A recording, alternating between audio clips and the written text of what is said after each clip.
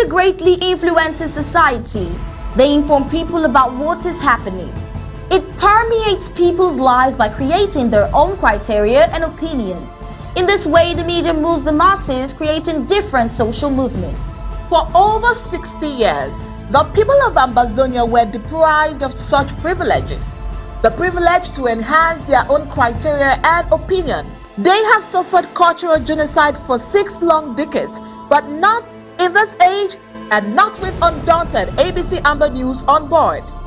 You must understand that wars are fought and won in the media. The speed of the revolution on Ambazonia's quest for freedom cannot be explained without highlighting the diligent use of the media. Franco-Cameroon colonizers, among other strategic moves, weaponized the media against Ambazonia for so long, and they continue to do so even today. The question would be, how much do the oppressed people of Ambazonia need to counter the media rage? Indeed, how much more is required to stop the genocide?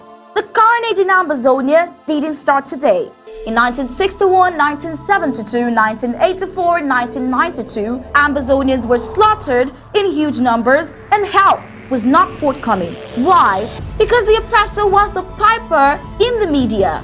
The good news is we have what it takes to dictate the pace. Right now, ABC Amba TV is taking advantage of the wonders of multimedia aggressively to inform the misinformed and disinformed with undaunted and other revolutionary programs bringing it to the news untold stories.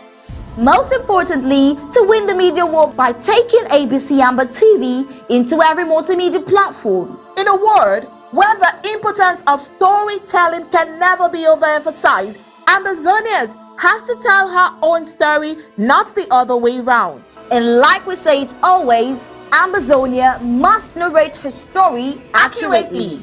We can do this together, you know, right? You are just a click away. Visit our website at www.abcambatv.com, and the steps are quite simple. With just a click on the website, you can become a club member with so many benefits. You can also make a one-time donation, advertise and showcase your goods and services at the marketplace on the website. That was easy, right? You're welcome on board. And thank you for opting for the winning team.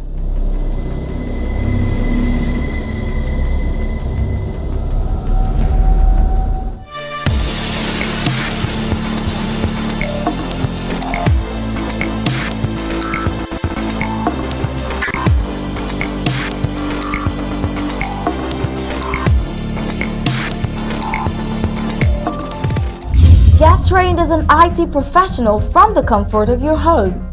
Dynamic Tech Academy gives you a unique opportunity through our 6-month program, during which you learn skills to transition to being a full-time IT professional. Over 80% of our students have no prior IT background, yet the vast majority of them land jobs a month after they start applying. Our ultimate goal is to reach 100% student placement, so we work with every student until he or she gets a job. Upon successful completion of the course, we will give you a resume, interview preps, one-on-one coaching from experienced instructors, and job placement assistance. Within this course, you get more than 300 hours of theories combined with real-world applications and practical skills you can apply on day one on your job.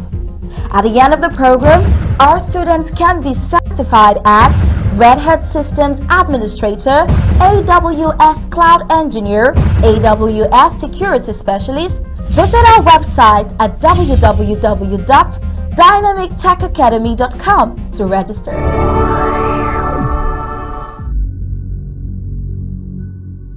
We the people, ABC Amba TV, Draft. Ambazonia Broadcasting Corporation. The voice of the voiceless, the voice of Ambazonia, connecting the world from Africa. With untold stories, Africa's best.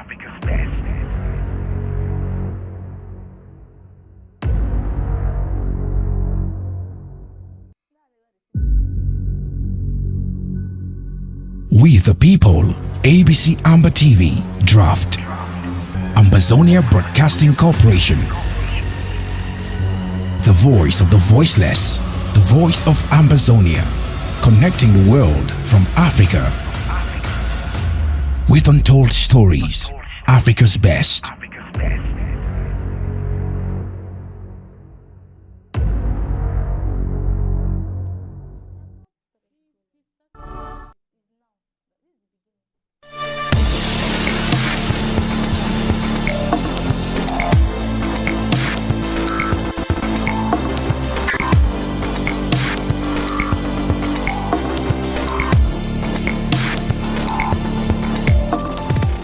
Get trained as an IT professional from the comfort of your home.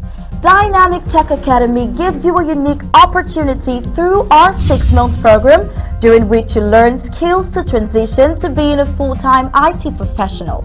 Over 80% of our students have no prior IT background, yet the vast majority of them land jobs a month after they start applying.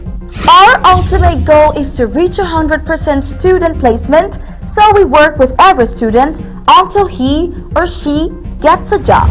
Upon successful completion of the course, we will give you a resume, interview preps, one-on-one coaching from experienced instructors, and job placement assistance.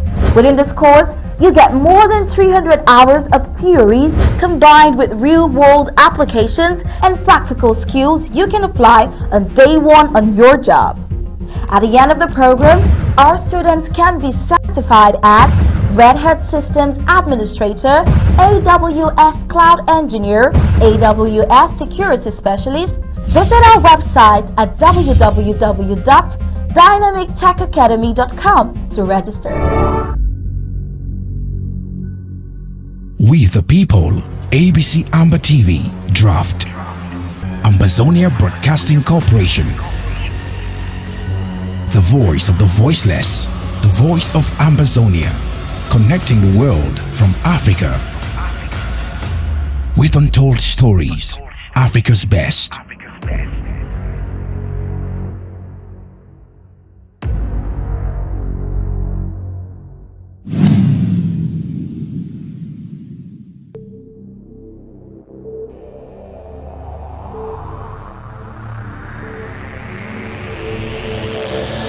The media greatly influences society.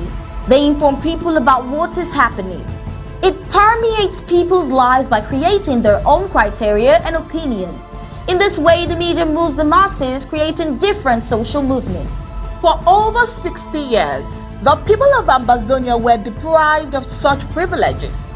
The privilege to enhance their own criteria and opinion. They have suffered cultural genocide for 6 long decades, but not in this age and not with undaunted ABC Amba News on board. You must understand that wars are fought and won in the media.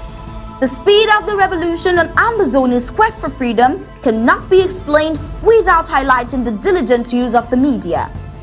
Franco-Cameroon colonizers, among other strategic moves, weaponized the media against Ambazonia for so long, and they continue to do so even today.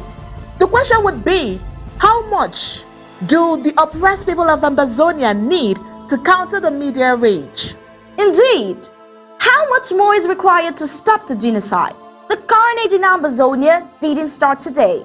In 1961, 1972, 1984, 1992, Ambazonians were slaughtered in huge numbers and help was not forthcoming. Why? Because the oppressor was the piper in the media.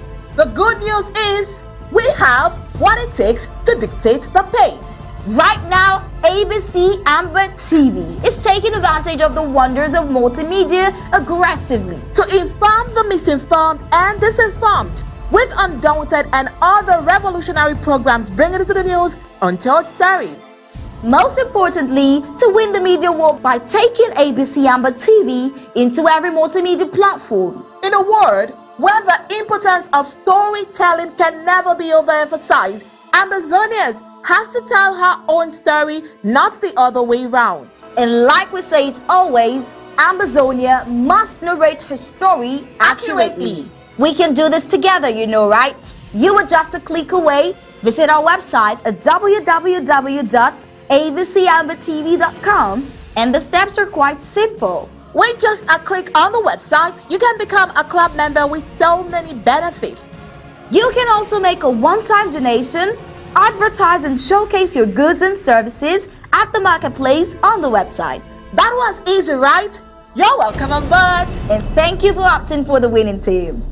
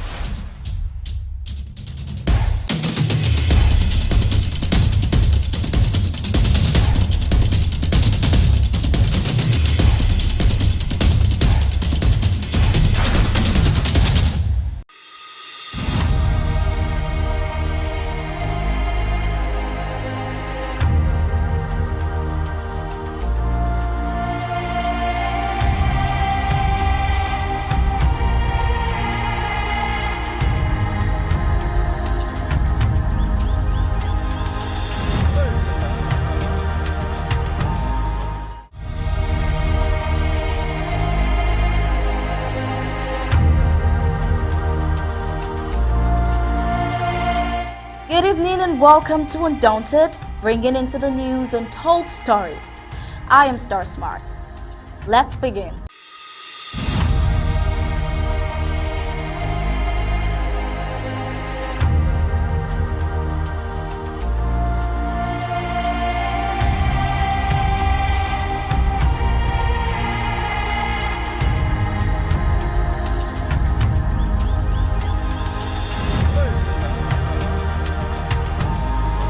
Saturday indeed was a special one for all of us here at ABC Amba TV, as the much anticipated draft for ABC Amba TV kicked off that Saturday.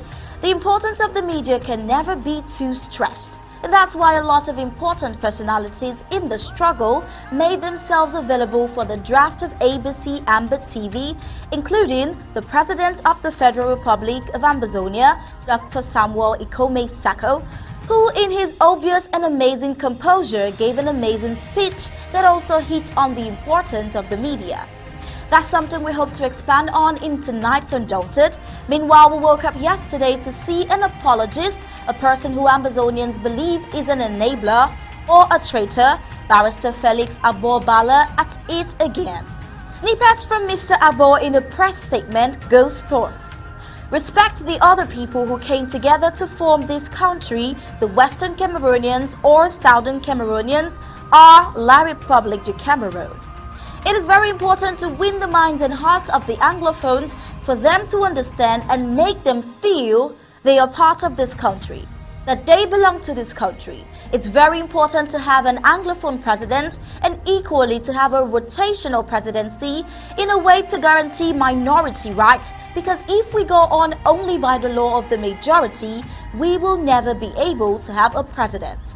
That is from the side of the Anglophones.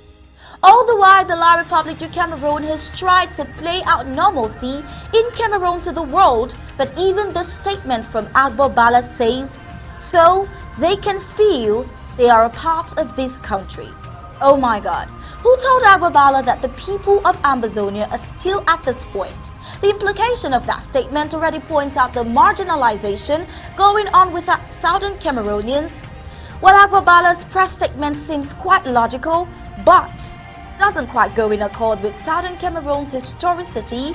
Plus, do we forget French President Francois Mitterrand's words to be jamais an Anglophone à étudier. Never an Anglophone at étudier. That's what it means. No Anglophone is president of La République du Cameroon. One thing heating up on social media is the so-called 30-day lockdown declared by AGOVC's head boy, Cho Ayaba. Fake news. Yes, consider that information as fake news. As we look through the interim government position on the matter to dissect in tonight's Undaunted, before that, let's get the prime headline.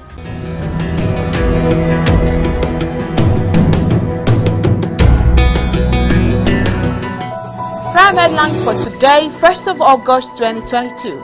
Tonight on Undaunted, we'll closely analyze the full speech of President Sako during the ABC Amba TV draft of Saturday, July 30th. Supporters of Frank Beer in Kutaba, West Region of La Republic du Cameroon, were given an authorization to have a public manifestation. On Undaunted tonight, we will be having commentaries and analysis from Ma Irenungwa and Nijo. The President of the Federal Republic of Ambazonia, Dr. Samuel Ikome, gives a motion of thanks to fellow compatriots that drafted for ABC Amba TV on July 30th. Ago Baller says it's time for an Anglophone president. What would you think about that? Of course, join us tonight on Undaunted to hear our own thoughts. And in sports, England beats Germany to win first women's major trophy.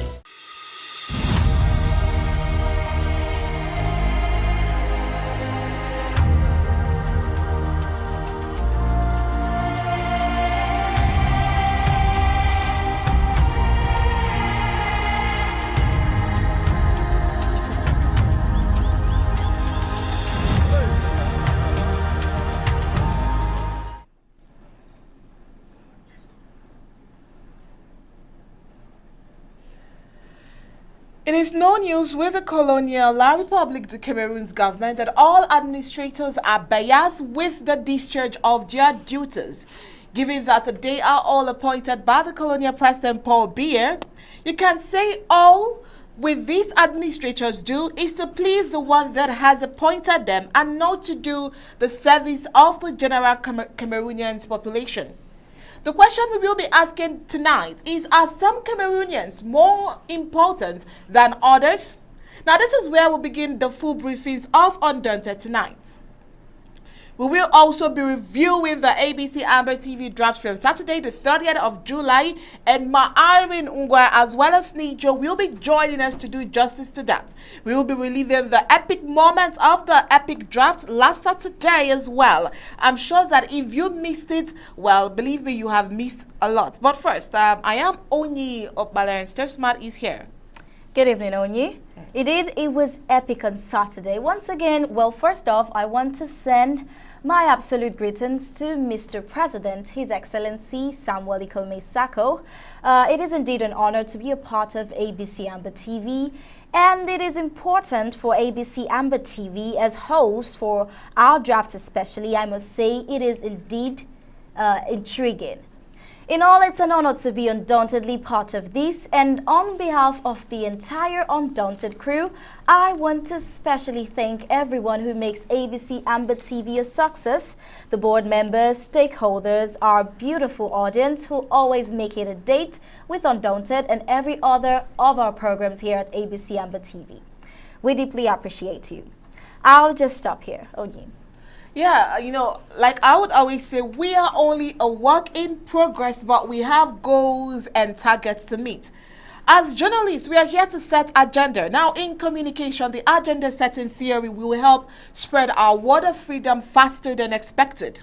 You should also know that journalists are the fourth realm of the state, and as such, we understand our responsibilities. We acknowledge the fact that we are the mouthpiece of this revolution, and as such, we will do our best to give you undiluted information that will educate you as well.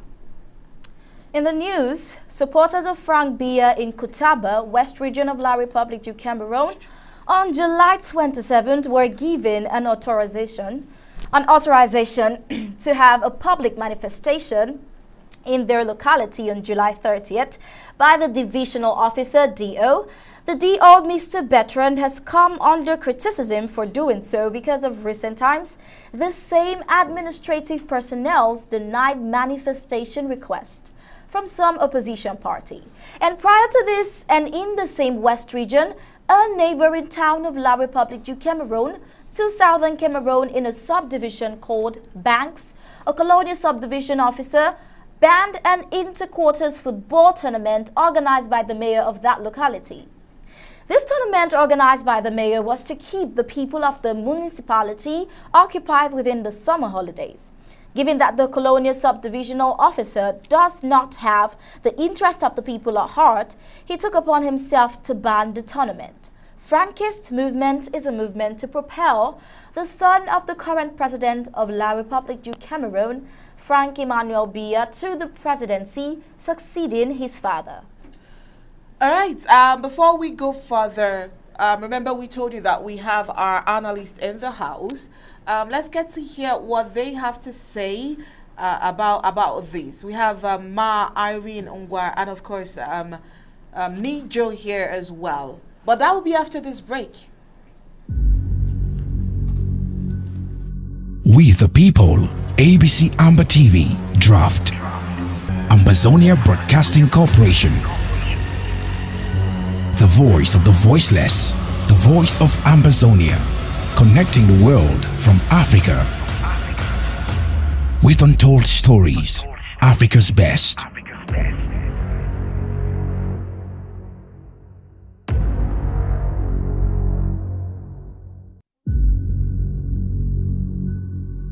We the people, ABC Amba TV, Draft, Ambazonia Broadcasting Corporation,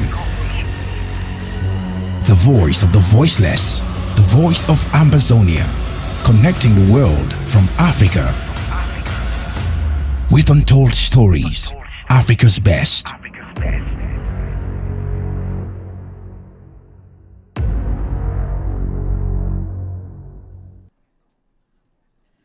All right, when we say we have the likes of Niger and of course Ma Irene Ungwa, you know we are talking money, we know we are talking finances, right? And if you were here or if you followed up with them during the Zoom meeting, you understand the kind of work that they have to do. And simply, I was amazed because the calculations that they had to do, the tactics deployed by Ma Irene should be studied. I mean, I saw how she was endeavoring to collect this money, and I think that she deserves an accolade. What do you think, Star? I think so too. Indeed, it was really tactful, I must say. All right, Ma Irene, I understand that you're at work, and so we'll just basically start with you so that you can probably go back to work. So tell us, Saturday we raised a huge sum of money, over $31,000. You want to say something about that?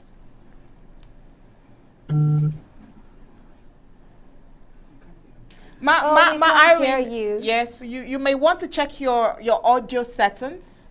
You may want to check your audio settings. We can't hear you.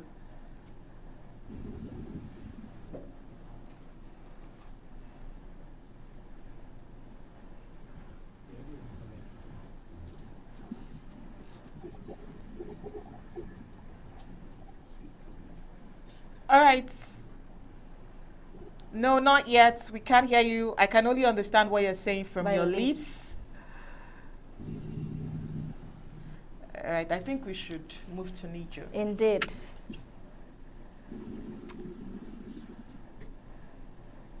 Okay, while Ma Irene is trying to sort out her audio and possibly her visuals as well, Niger is here. Nijo is always here to give us the full briefings. Nijo, I must say that you are awesome at what you do. Congratulations, sir. We saw how you were ensuring that the monies were intact.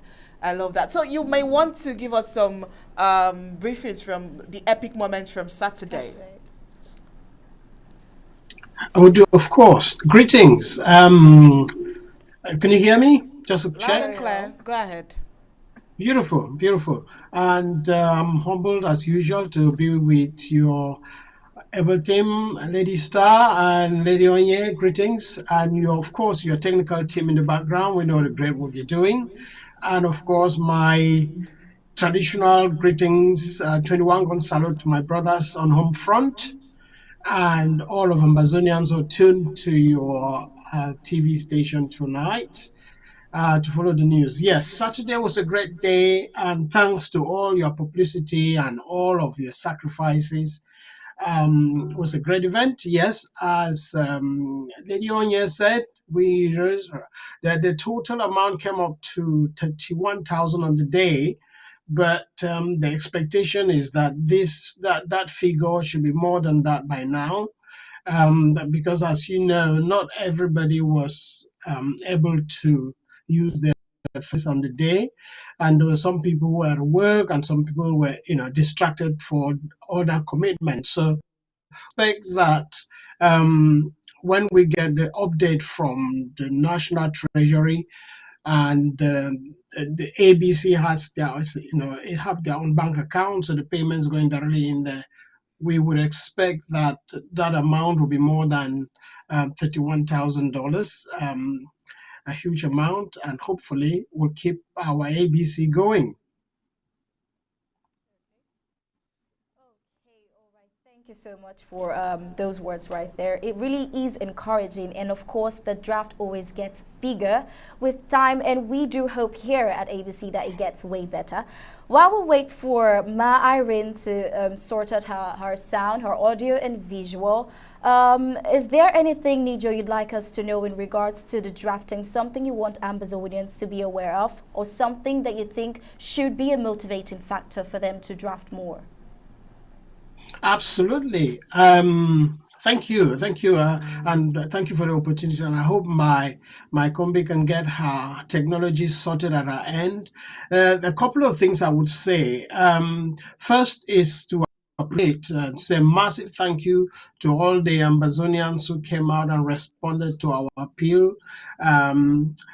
To draft for ABC, and I know about from the figures that we collected, about 1/4 of that amount of money has been paid in cash. We want to thank all of those people who pledged and all who have made attempts to pay either in full or part of it. We would also appeal that for those who have not started paying, please, we need the payment to come in as soon as possible. And for those who might not realize and appreciate the value, the significant role that ABC plays in this, our movement to restore our independence, or to get the world to recognize our independence. We looked, I came onto your platform and analyzed that when we all had the privilege to be in school, we were comparing structures that the interim government has in place to the subjects that we studied in school, and the institutions, the structures that the interim government put in place, right from the government areas called LGAs, then the counties, and of course our ARF. Then we get into the government, we have the departments, we have communion with ABC, the National Treasury, Women's Affairs, Foreign Affairs, Resource Mobilization and Finance. You can list those structures. They are functioning.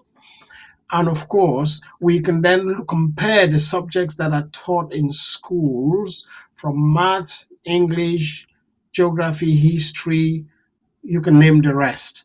And then all these subjects have different significances to the way we have progressed from education. And so while at school, subjects like maths, English had powers of significance in terms of numbers attributed to them. And the big word they use is coefficient.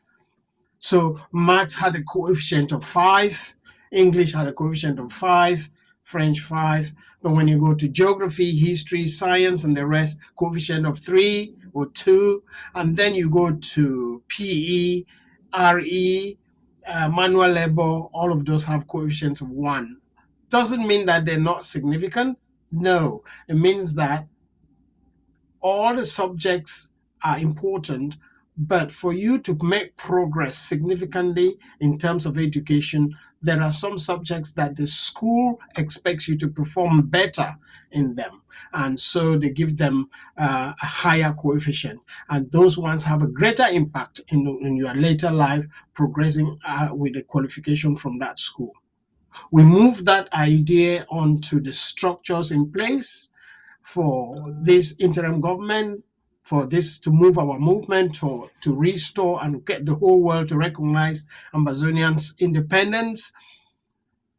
We're looking at the structures and we think that for ABC and the our ARFs on home front are the top two coefficients. So these ones we can assign the coefficient of 5 to our ARFs and the coefficient of 5 to the contribution of ABC. What ABC does is so significant, is core, is central for us.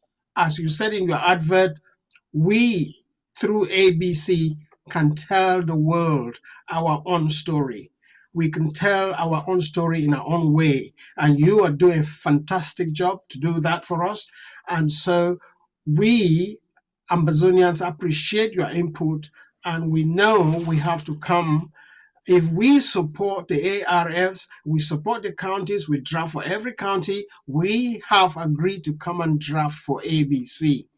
And if we can draft for ABC, which has a higher coefficient, it means that the contribution ABC is doing for this movement is higher.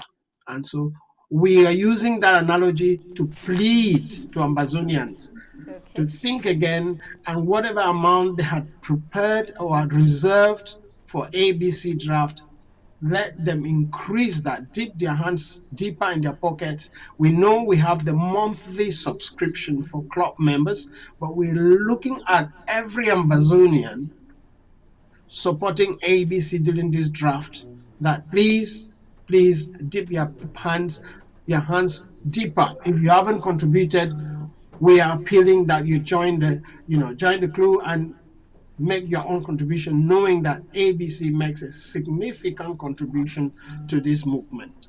And same as our ARFs. We would not be where we are without the contribution of our ARFs. I hope this is my appeal and a word to Ambazonians, for all those who might have missed the opportunity to draft for ABC, to think again and come back, and we're here. We will take their draft, their pledges anytime.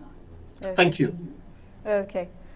So from what you've heard Nijo say, drafting in the struggle is the higher coefficient. It has the highest coefficient. So draft for your media, draft for ARS, draft so every other thing improves. I believe Onyi was about to say something.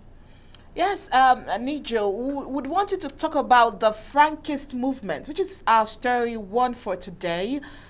We said something about that movement, how they are trying to put Frank Biya on the faces of La Republique du Cameroon, probably the faces of everyone. But I want you to react to that after we are done with the Abobala story. We have a very interesting story here from Abobala, but we would want you to react to that and this other one when we are back. Hopefully, Irene Ngwa would have been back as well. So let's go on this very short break and then we'll be right back. We the people, ABC Amba TV, draft. Ambazonia Broadcasting Corporation. The voice of the voiceless, the voice of Ambazonia, connecting the world from Africa. With untold stories, Africa's best.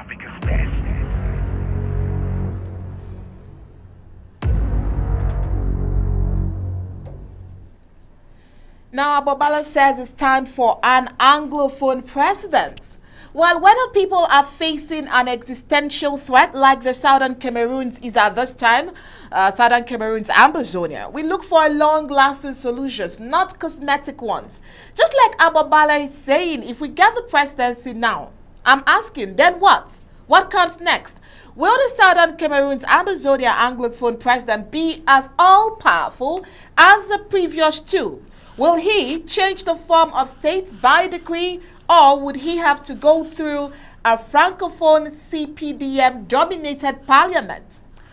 The truth is, any solution that is not arrived at by the two nations sitting down on a table agreeing is doomed to bringing us back where we are a few years to come. From my observation, without disregard to your opinion, by the way, I would say this is distraction, far from being a timely solution to the Anglophone crisis. This simply means that 3 years from now, we will still be here, tourists forcing the Southern Cameroons Ambazonians to pull for a dream we can never see as to be real. And after, when that happens, what next?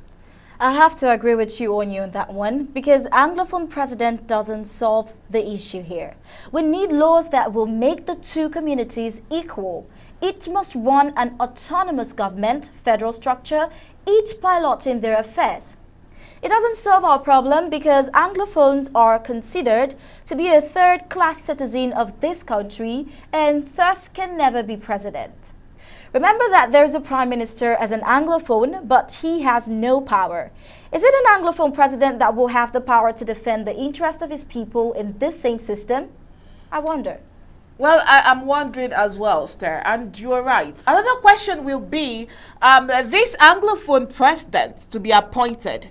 Well, I'm even wondering, will he be appointed or will he be elected? I mean, these are the questions because with the president's electoral code, it can never happen through an election. So probably it will be an appointment. So I do not understand where Cho Ayaba is standing at this point. You know, before we go further into the story, let's show Ambazonians this video. To respect the other peoples who came together to form this country, the West Cameroonians, the Southern Cameroonians, and the Republic of Cameroon. It's very important to win the minds and hearts of the people of the Southwest and Northwest region, to win the minds and hearts of the Anglophones, for them to understand, make them feel that they are part of this country, that they belong to this country. It's very important to have an Anglophone president and equally to have a rotational presidency. In a way, it will guarantee minority rights also. Because if we only go by the law of majority, we will never be able to have a president. So it's very important that this campaign should be carried out by everybody in the press. Parce que ce n'est pas facile qu'on peut avoir un président anglophone. Parce qu'on doit faire ça avec les francophones aussi. Les francophones doivent aider les anglophones. Les présidents, M. Aïdjo, M. Biya, c'est le moment aussi pour avoir un président anglophone. Parce qu'il y a la crise. Le pays est dans. All right, of course, we have Ed our thoughts. An elder statesman, Nijo, is in the studio. Let's hear what he has to say. Nijo, so Abobala wants to be the president. Oh, well, with the Frankist movement that we talked about in our first story, and with this other story, you can link your thoughts together at this point. So share your thoughts on this. Right. Thank you, Onye. I think, with all due respect, we probably should be spending this time discussing other things. But for the sake of your viewers, I would say one or two things. Let me start with Agbobala, and to pay him all the due respect.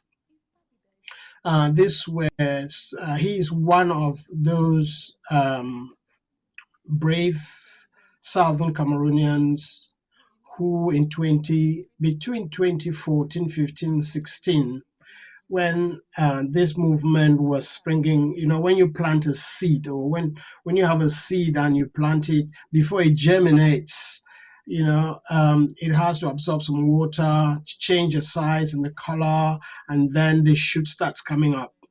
He was one of those people at that very early stage. And with the movement that they had at the time, the consortium and the teachers' unions and the lawyers' unions, they did a great job at that time. And we appreciate that. And I remember in one of his utterances on one of the channels in the TV station in La République, he was brave enough at the time in 2016 to say that to advise La République that at the time the word federation was like a taboo. They didn't want to listen to anything like a federation. And he said to them at the time that if they are not delaying to offer this federation, at one moment, once the certain date is gone past, they would come pleading to Southern Cameroonians to accept federation, and Southern Cameroonians would say no. These are not his exact words, but this is where his respect, as far as I'm concerned, ends. And for him to advocate for a Southern Cameroon, an Anglophone to be a president, I think Abubala should know better.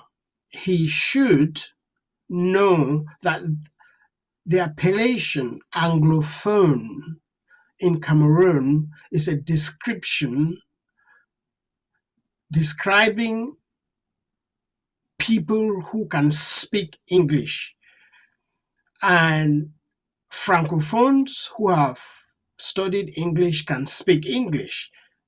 They are settled and working in let me not say West Cameroon, Southern Cameroons. Those are the ones you can group as Anglophones. And those Southern Cameroonians who can also speak good English and understand English, you group all of those with the appellation from La République as Anglophones.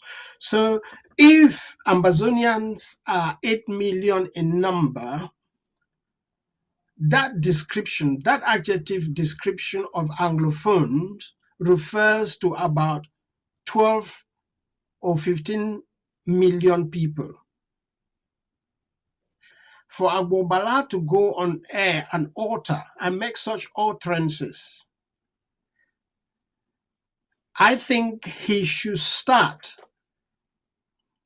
by reminding those people who an Anglophone is and who he's actually advocating to become president.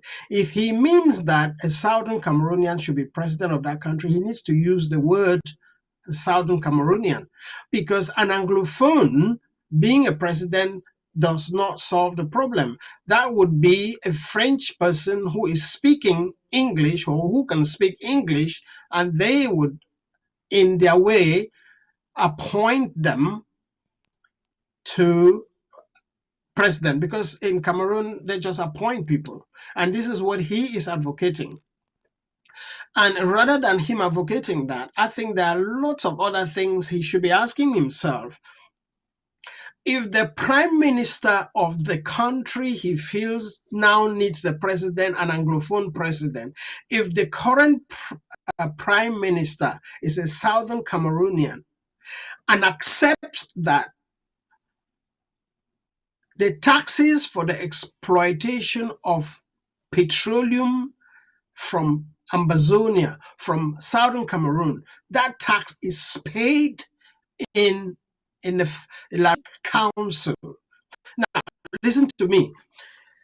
You probably don't know this, Onye and Lady Star, but let me explain that. The exploitation of petroleum in Ambazonia is done, but the taxes are paid to a council in La République council. I think it's Douala, one of them. I'm not sure which one. But, for every natural product that you exploit, you should pay taxes to the council that hosts that natural resource. But La République exploits the oil from, let's say, Victoria or Ndian or wherever, and they pay the tax to a council in the French Cameroon. And the current prime minister and Abubala, the two of them should be advocating that that point be corrected before we can start asking Anglophones or whoever is referring to as an Anglophone becoming the president of that country. And if we have a member of parliament in Ndian, a member of parliament in Victoria or Fako, these people should be working together with Agbobala and asking this La République government to reverse that decision so that we can sit down and start thinking who is an Anglophone and who can become the next president. When basic things like this, Agbobala is looking too far ahead.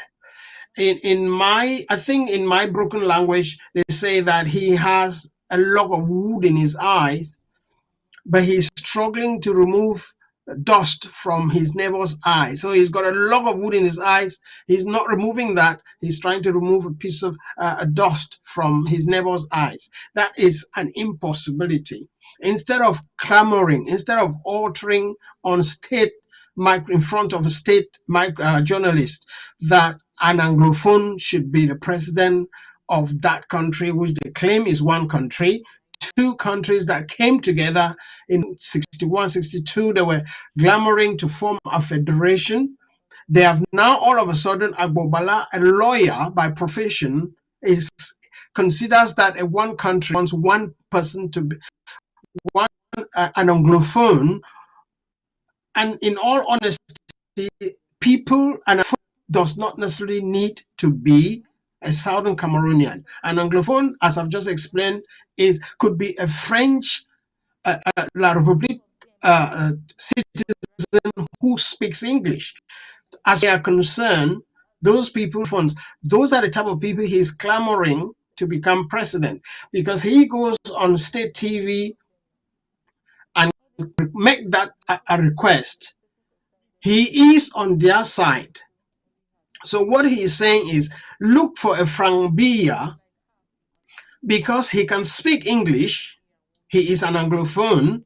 We can support his presidency. We can support that he is an Anglophone and he can become president of that country. As long as he is an Anglophone, as long as he can speak English, that is the kind of utterance that you have a learned lawyer. And I think a few months back, I read on social media that he won a prize from one university in the US. Oh my goodness! I wish somebody could also offer some of us prizes. I mean, when I see the work you girls are doing for Ambazonia, what some of us are doing, what our restoration forces are doing on home front, with no prizes, no certificates to prove, no payments, no adequate remunerations, and you get somebody like Bobala who stands out and claims that he had when SDF appointed him, was it minister of some official, which I've just forgotten, he could not respond or he could not attend because he was in the US claiming a prize. Oh my goodness. I think that institution should think of withdrawing that prize that would offer to that young man. There's something called brainwashing. I think he's been brainwashed for him to alter that an Anglophone, the issue in Cameroon is for an Anglophone to become a president. It's sad. And that we can sit here and we begin to debate this. The issue of Frank Biya is a no-go as far as Amazonians are concerned. I had to spend a couple of minutes talking about Agbobala because of the respect, the contributions has made as far as this movement is concerned. But as far as Frank Biya is concerned, please spare my ignorance about it, and I would very politely withdraw from making any comments on that. But I think it's a no-go area as far as Amazonians are concerned. It's not worth thinking about. All And I right. think it's one of the things that Frank Biya, no, Macron got disappointed and was angry, and he refused the breakfast in Yaoundé. Because if you look at the pictures in social media when he was speaking to him, when Macron was in Yaoundé, he did not speak to the prime minister. Even if he did, we didn't see it on social media. We didn't see it on TV. He did not speak to any to the governors or minister of any place on TV. But the only person that was portrayed as handshaking with Macron was Frank Biya. And if you look at Macron's body language, he had his left hand tucked in his pocket and his right hand stretched to greet the young man, the man we're talking about. And I think from that body language, the president of France going to Cameroon to poke his hand and greet the son of the going president on state TV. It says it all. I think it's a disappointment. And if excuse me, I didn't follow all of the news, but if saw Macron greeting the prime minister or any minister in Cameroon, forgive me, but I thought that would have been a more formal state picture. When a president visits another president, you would expect that president to be greeting either, if they went with their spouse, you would expect the two spouses to meet and greet each other. If they went with an entourage, you would expect the entourage of Macron to greet the ministers and officials of La République. But to meet the son of an outgoing president, I say outgoing because his term, unless he changes the constitution again, his term should be ending soon. And so he is outgoing. And so instead of introducing the prime minister to Macron, he introduces his son. And here we are talking about it. What a shame. It's obvious when we say even the prime minister, who is an Anglophone, his role is so insignificant, so consequential. Oh well. Absolutely. All right. Absolutely. Thank you so much, Oh yeah, you saw that. It just means that again, the prime minister, the current prime minister, is a Southern Cameroonian. He's not an Anglophone. The Anglophone is a French citizen who can speak English. Okay. That is a terminology. And a Francophone, to me, is a Republic person who speaks French. So all this terminology, Anglophone doesn't exist. The current prime minister sitting there window dressing is an Anglophone, or not an Anglophone, I beg your pardon, it's a Southern Cameroonian who's been put there to tick the boxes. All right. Thank you very much. Talking about ticking the boxes, I wouldn't say we are done and dusted with this topic of Amba. On a good day, we'll definitely bring you back to give more analysis. Absolutely. Because I'm certain that we have more surprises coming from that box. I mean, from the Amba box. He just probably has ticked one. And, we are talking about the box. But anyway, Nijos, we'll definitely come back to you. Let's go back and bring you some information, more information on the draft. Please stand by. We the people, ABC Amba TV, Draft. Ambazonia Broadcasting Corporation. The voice of the voiceless. The voice of Ambazonia. Connecting the world from Africa. With untold stories, Africa's best.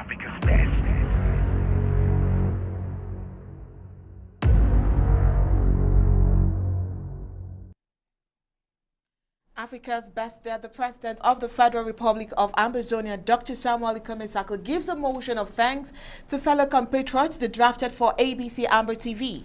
Saturday, July 30th, 2022, the IG in East Liberation Pursuit organized a special ward draft to support ABC Amba TV, the voice of Ambazonia, the People's TV, the TV that tells the Ambazonian story in its true words, the voice of the voiceless.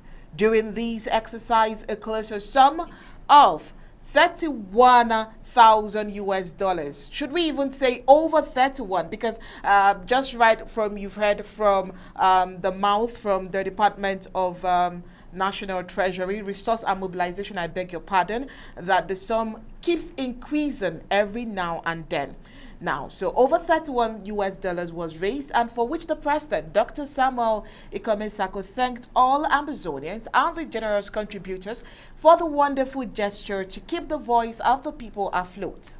Launching the war draft last Saturday, July 30th, the President of the Federal Republic of Ambazonia, Dr. Samuel Ikome-Sako, gave the rough, torturous road trod by the People's Television from SCBC in South Africa to ABC, ANU. The latter, who used the People's Television for self-aggrandizement at the detriment of the struggle. But Dr. Sako was proud that today the People's Television was writing its name on the sands of time, having weathered the storms to stand tall in the media landscape worldwide, never to fall again. Dr. Sacco, underscoring the importance of the media in revolutionary movements the world over since World War II, said the goal of the interim government is to make ABC Amba TV a force to reckon with in the media landscape, adding that the People's Television has to reach out to the widest audience so far in the social media era and tell the Ambazonia story in its true language. To achieve this goal, he went on, Ambazonian compatriots must go the extra mile to draft and draft like never before because find soup na pocket. The president thanked especially the Secretary for Communications and IT, Dr. Martin Mungwa, the General Manager of ABC Amba TV, Madam Endele, and Deputy General Manager, Mr. Moses, Amba TV Artistic Director Tar Putty King, the anchor ladies Onyi Okpala and my humble self, etc., and others who were putting their lives on the line, especially at home front, burning the midnight oil to ensure that news reaches out to the world about Ambazonian liberation struggle. Earlier, the President of the Federal Republic of Ambazonia, Dr. Sacco, in his usual God-fearing manner, called for a minute silence in honor of the over 45,000 valiant martyrs who have lost their lives because of the useless war declared on peace-loving, justice-seeking Ambazonians by genocidal alien dictator Paul Biya and Macron.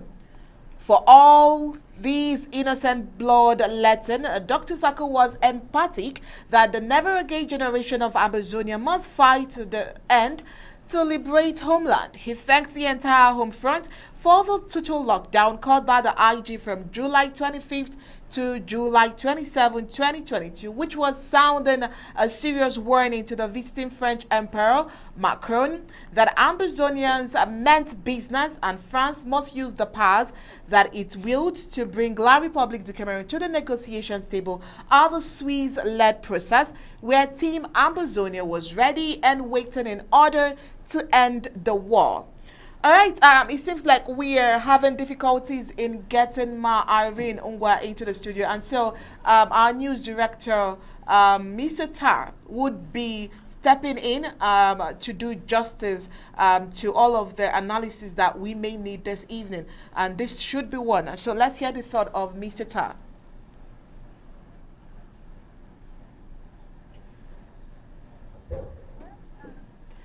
All right, Yeah, good Mr. Tar, evening. thank you so much for stepping in. And Yeah. before you came in, Nijo did try to do, or well, let's say he did justice to the Amba Valor story. But you may just want to react to the president's analysis from Saturday. Yeah, yeah, Nijo did well. I hope he's still there so that he can continue to do what he knows how to do best. Yes, Sure. yes, I he's still here. I personally love his diction, so I would want us to stick with him so I can listen to him much longer. And when he very meticulous in his speech, you can understand exactly why, because he's a teacher. Perhaps I should just take it from Frankinson, Frank whatever into Bala, and then with the press exceptional. I watch at least 4 times because every stanza of the president's view is what it. I didn't really think the president was just talking to ABC or for BC and for the partners and members. The president in his address encapsulated a message that is needed for all, like the Agbobalas who may be seemingly confused and might not even know what they're doing. Nijo said it. I want to maybe just amplify what he said. According to Cameroon's definition of an Anglophone, Kamto is an Anglophone. Frank Biya, who speaks English, is an Anglophone. President Paul Biya Jr. and Brenda Biya, they are Anglophones. We had the communication minister of Cameroon in 2017, Issa Chiruma, said it shamelessly on the media, on Al Jazeera, and said it even on their state media, that their objective is to have the entire Cameroon become Anglophones. And they were not actually coming to study because Bamenda was the seat of wisdom because it was a conducive environment for study. They were not coming there to study just because they would love English. It's true that English is more advanced for public for interviews than French, but their objective was to make sure that they position their children and make them ready for an assimilation of Ambazonia. In fact, so you see, an apologist like Agbobala is playing politics, dirty politics. Nijo is very polite with him. I respect his opinion for that. But if you look at Agbobala in 2016, before his arrest in January 2017, his body language when he was addressing this same corrupt government was not the body language you have. Anyone who did any aspect of psychology, he has been asked. Now he is talking like a, I'm trying not to use an insult, but everything he said there, he deserves to be insulted. When you're trying to make Francophones feel like an Anglophone or a typical Southern Cameroonian cannot win an election. In 1992, Nijon Fundi won an election in both Cameroons because he sold to them a superior vision, a vision that was more than any vision that they had from 1961. For close to 3 decades, the country was an entire flop. After President Biya took over that nation, there was a brink economic crisis. The coup de Cameroon in 1984. By 1986, Cameroon had taken 2 loans from the World Bank and had wasted it. The Betty boys had pocketed the money. So the country was a total flop. That was when the Fongojin Dinka, the Anyang, all the Ayambas were pressing on for the Southern Cameroon's question to be heard. Is Agbobala ignorant of this historical fact? So this is all hypocrisy. If he wants to be president in the Cameroons, let him say so. If he thinks that by betraying his people, they're going to use that for compensation to him, let him say so. I don't want to talk. Listen, I can say this today like a prophecy, and you come back to give me the next president of La République du Cameroun. That's all my comment I have there. And this should be a lesson for some of those who call themselves youth. If you are a youth, country where you cannot freely express yourself, in a country where a family, a single individual, an octogenarian, he has lost his vision, he has lost his sight, he cannot understand, he cannot speak, he pees on himself. In fact, he's using diapers that babies, my 8-year-old daughter doesn't use diaper no more. He's using, and then you think it is just a regular system, and all you want to do for yourself in Joka over Mimbo over Joka, that's your business. He will hold you for that insensitivity and stupidity. Let's move on to what the president was saying, very important things. And I would think that need on that and we move on. That's what is most important. All right. Thank you, Mr. Ta. Thank you for being fair with your words. I understand you didn't really want to use more words. Thank you for being fair with your words. All right, moving deeply into the president's speech and analysis. We segmented it for those that were not available for the draft on Saturday. We segmented it in a way that you will get every bit and pieces of his speech on Saturday and understand it, digest it, and as well as our analyst in the House probably making a statement or two while we go through these in segments. Now, let's start with the first segment. The president of Ambazonia, he made a speech, and we'll bring it to you right after this break. We the people, ABC Amba TV, draft. Ambazonia Broadcasting Corporation. The voice of the voiceless, the voice of Ambazonia, connecting the world from Africa. with untold stories, Africa's best.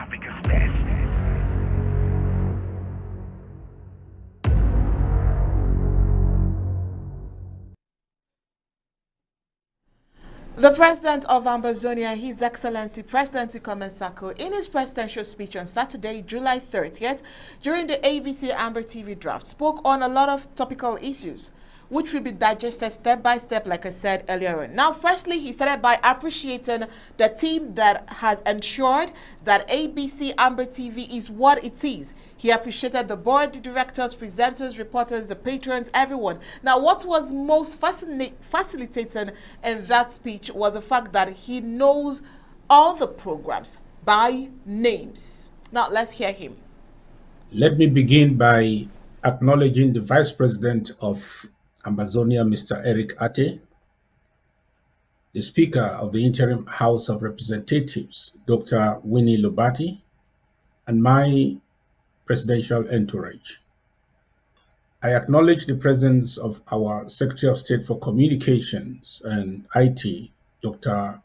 Martin Mungwa, the Deputy, Mr. Obed Emmanuel, the Director General of the ABC, Iya Emma Endeli, the Press Secretary at the Presidency, Lady Ken Clister, Artistic Director Tar King, the patriotic members and patrons of the ABC Club, the ABC News crew, the reporters, the ABC reporters in the home front, ABC reporters on ground 1 and 2, our ABC TV hosts, Miss Onye Opala and Star Smart with Undaunted, ABC Amber News, Ma Rachel Tima with The Horizon, Dr. Yaya Fonye with Health is Wealth, Pastor Commando with Church and Politics, Pastor Victor with The Hour of Freedom. Let's observe a moment of silence in honor of our 45,000 plus innocent Ambazonians massacred since 2017 in the ongoing genocide. Please.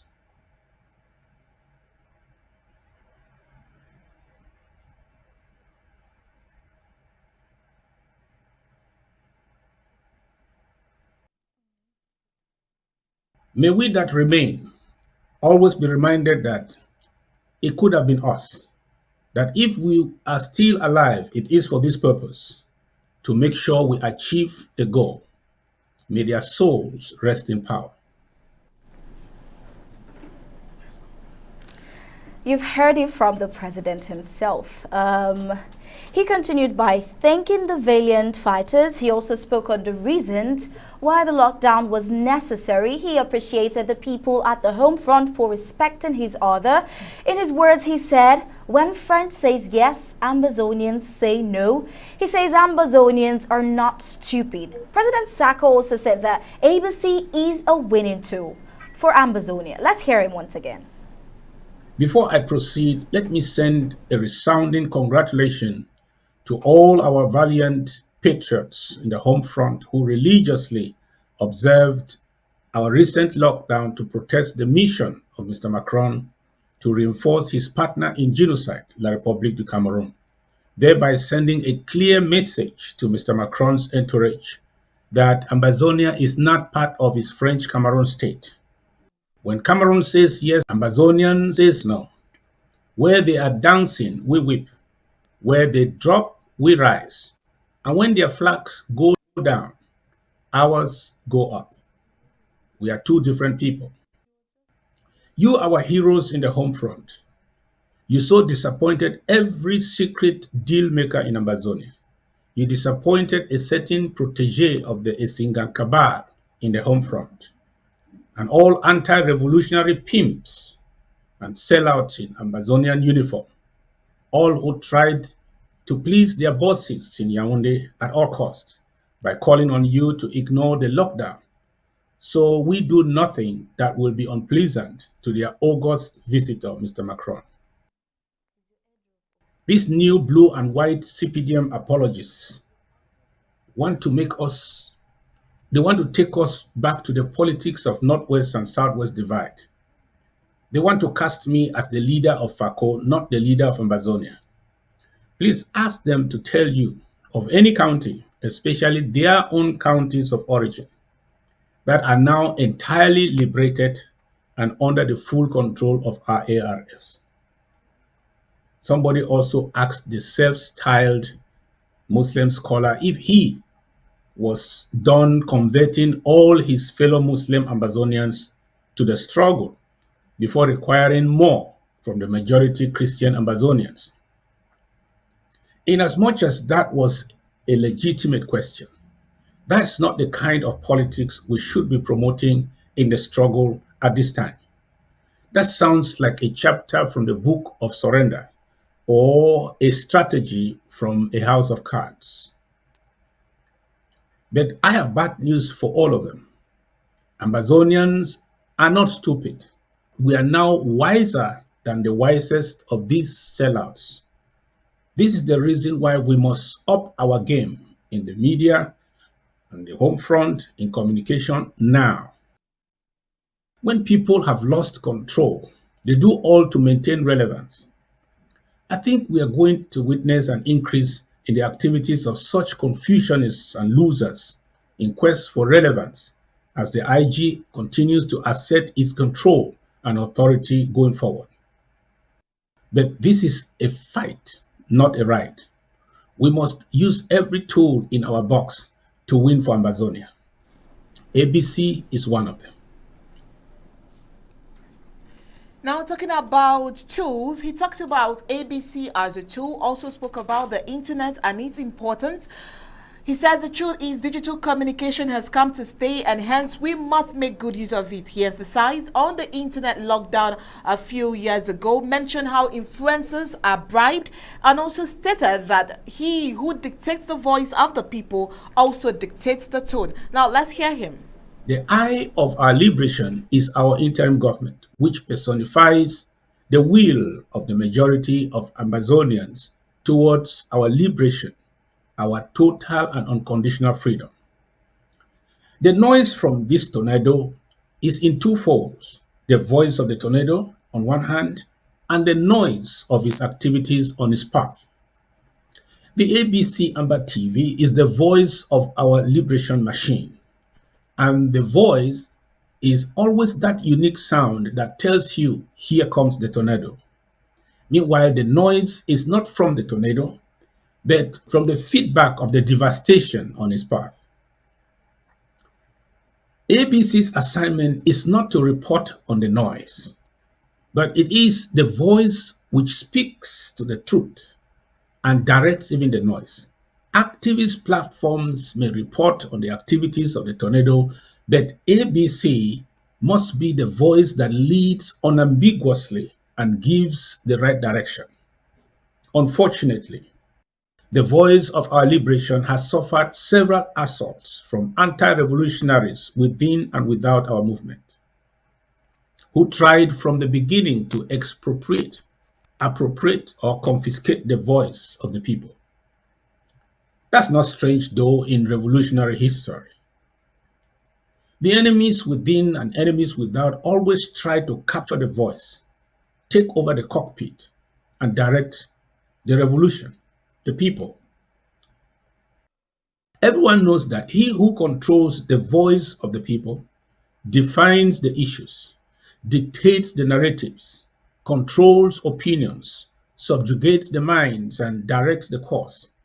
This is true in Ambazonia and has been so since the colonial and post-colonial eras, which had only the traditional media, that's newspapers, journals, radio, and some television. It was easy, therefore, for dictator Ahijo or Biya, after filtering the curriculum of our educational system, to censor the traditional media in order to control national opinion through propaganda, misinformation, or deliberate, outright information blackout. At the beginning of our restoration movement, La République sought to censor the internet by imposing an internet blackout, but the cost was unbearable for them. Thanks to the internet and social media, the days of state censorship of information are over. The people in power have no power again to take media hostage. The people's power is now in charge. The lifting of their 120 days plus internet shutdown in 2017 by Mr. Biya was our very first victory against the power of our oppressors. Anti-revolutionaries, the world, may only now try to buy off successful influencers, corrupt some with huge social media following, create phonies or fake profiles, or use cyber terrorism to target and silence some voices.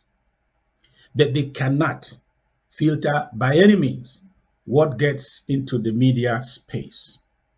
The enemy of Amazonia, they realized this reality of this information age very early and launched a war to take possession of the very voice of our revolution.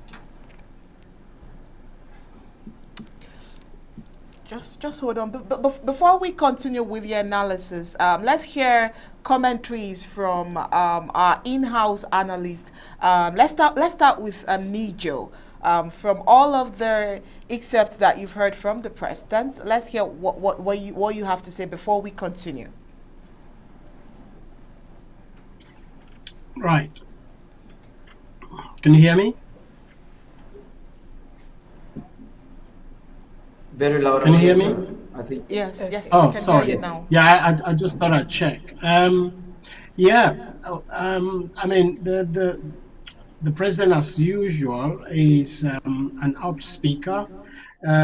He doesn't mix his words. He's a straight on the point speech that he delivers day in, day out on drafts. And I think particularly on the ABC draft, he has been very clear the role of ABC. In effect, when I listened to him, when I got my of drafting ABC in terms of structures and coefficients. I mean, he has underlined the significant role of ABC, which you guys, Paddy, I don't know how where he had been all this time, and you girls have add on to this, and then we've got Dr. Mungwa, who is the Secretary of State for Communication and IT. I mean, when you look at the emergence of these characters, beginning with Comrade Padi before the appointment of Secretary of State, and then you wonderful ladies pop up. I'm not sure how the technical desk in the background has changed, but when you look at this four of you that I've mentioned, and then you can add the flair in the background, it reflects what the president is saying. You know, ABC is not just there to tell Ambazonians the unaltered facts, but also points to the direction of this movement, points to the direction where they're going. I mean, if you listen to social media platforms, you hear there is some fake news floating around now, which you have condemned. Comrade Padi has condemned that here on your ABC several times, about a lockdown that is meant to last the whole month of August. I mean, I think sometimes people lose their thinking. They think that people are very stupid. Just like the president mentioned, Amazonians are not stupid. I don't see how somebody with blood flowing through their veins expects a lockdown on home for the whole month. I mean, this is wickedness beyond human imagination. Traditionally, as far as this movement is concerned and the IG is concerned, every lockdown is advertised and people are alerted, people are informed, people are educated, people are warned and advised, get ready, stock basic items. this is just coming from this fake news is coming from nowhere, and I didn't hear about it on the 29th or 28th. I think I started hearing about it. People had no time to get ready. People had no time to get themselves ready, and not a lockdown for a month, not a lockdown for a day. Traditionally, we do our Monday lockdowns, but they are calling a lockdown for the whole month. Right. If these are people you feel that have a good heart and are in this um, movement together with the same purpose of taking us away from Yaoundé to Buea, how on earth would you expect people who are already struggling, people who are already traumatized? I mean, one of the recommendations of any psychologist, from what Comrade Padilla said over and over, is when this all of this is done, we will need people to undergo some psychological treatment. Many people are traumatized. I mean, people who have lost their property, people who have been fired at with bullets and they've survived.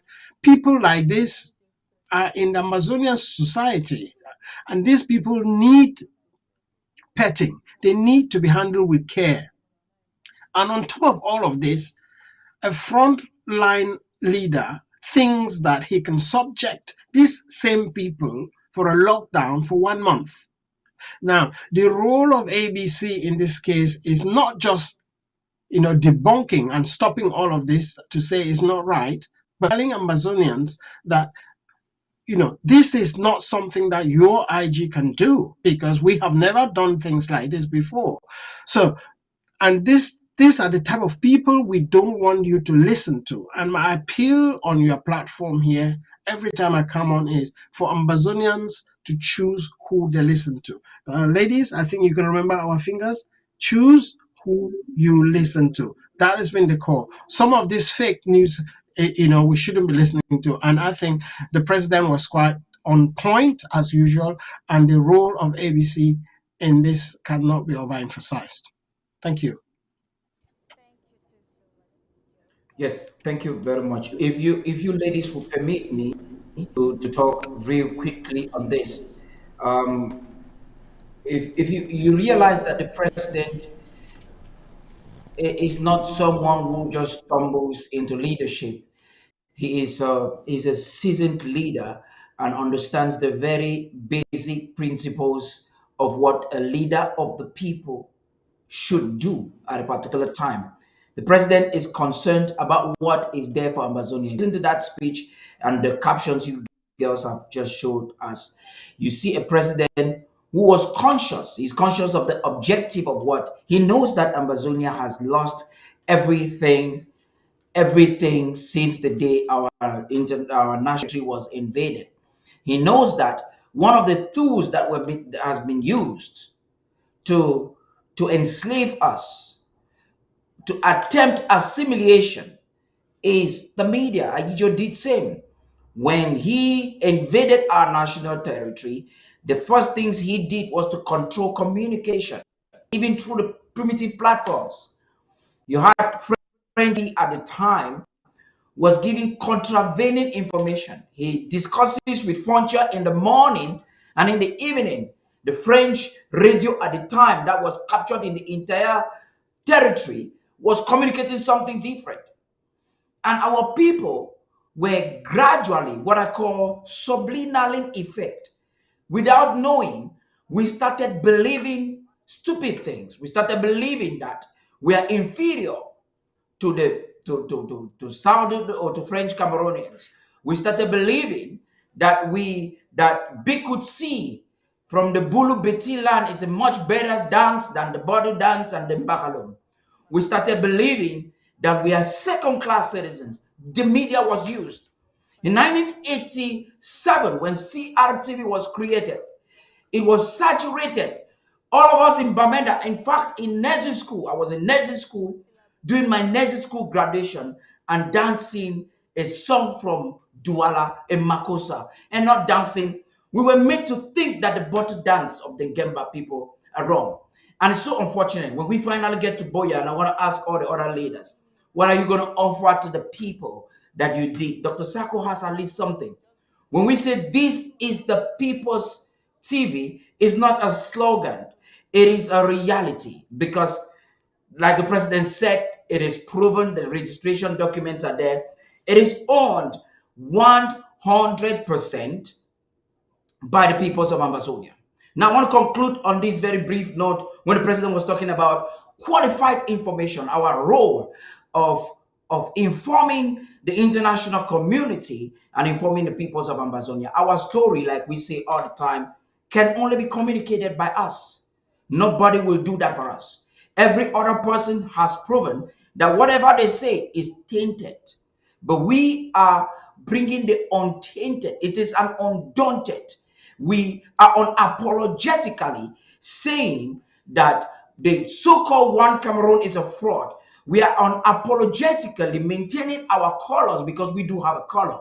Every people in every country do have a color, do have an anthem. You can choose to make your TV in red. That is not Ambazonia. Do not deceive people that is Ambazonia. Ambazonia, like the United States of America, like the UK, like France, they represent themselves in a particular color.